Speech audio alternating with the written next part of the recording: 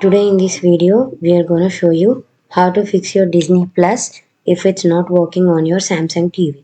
We are going to show you several methods for fixing this problem. Method 1. The first thing to try here is really the simplest. Just basically unplug your TV from the wall, wait about 60 seconds.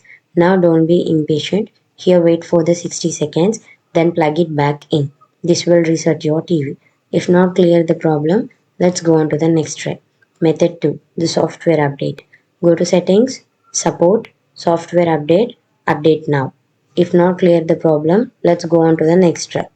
Method 3. Delete Disney Plus app, go to apps, settings, find Disney Plus app, delete. Reinstall Disney Plus app. Go to apps, settings, then find Disney Plus app, install. If this video helped you out, please leave a like and comment down below. If this worked for you, thanks for watching.